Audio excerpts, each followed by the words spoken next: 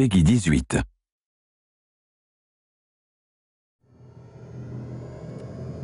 Blowing stuff up and hitting the authority where it hurts. That's my game. Now, if you're as good as Elizabeth says you are, then I do believe you and I will get along nicely.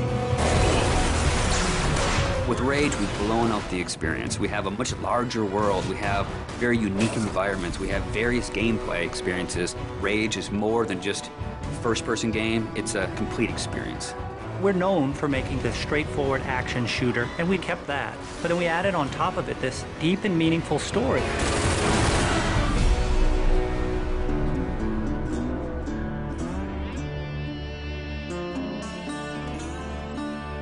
So the story of Rage, we had the setting, we knew we wanted to have it on Earth, then we had to decide how we would destroy the planet. And we actually found that there's a real asteroid, which is called Apophis, which will pass by the planet around 2036.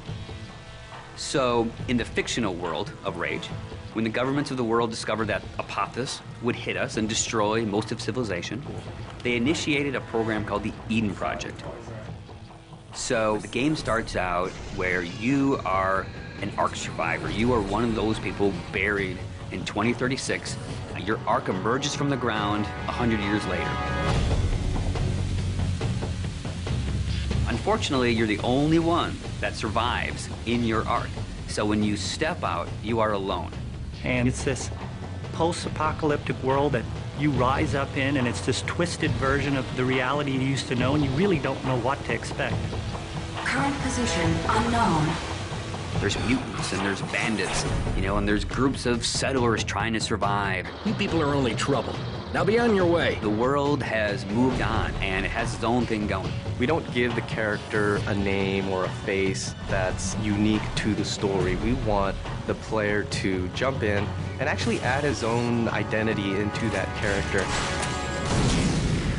So when you step out of your Ark in Rage, you have no idea what your role in the bigger conflict will be.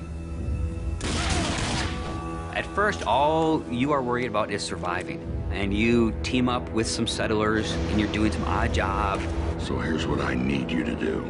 So you're not just going from one area to an airlock to the next area. It is an open world. It's believable in a sense. And it's the story and the characters and the setting that really delivers the gameplay. You're driving across these landscapes, and you're going visit people here, and they're giving you jobs to do. And as you head out of your safe zone, you enter like a combat area.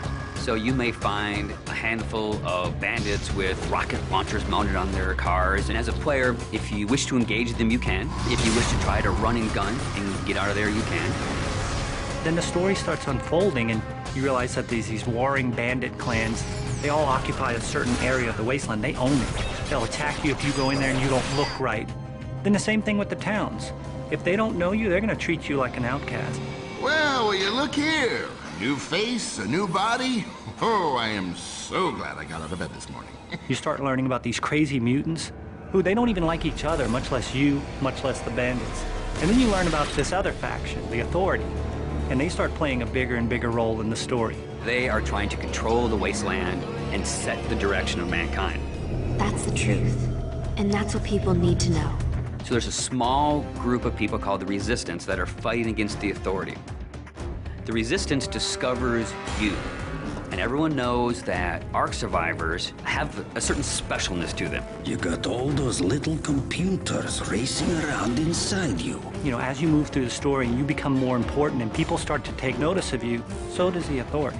As you, the player, get your weapons and start interacting with the characters and start fighting all the bad guys in the world, you understand what your role is in the world. So, you're the new team member.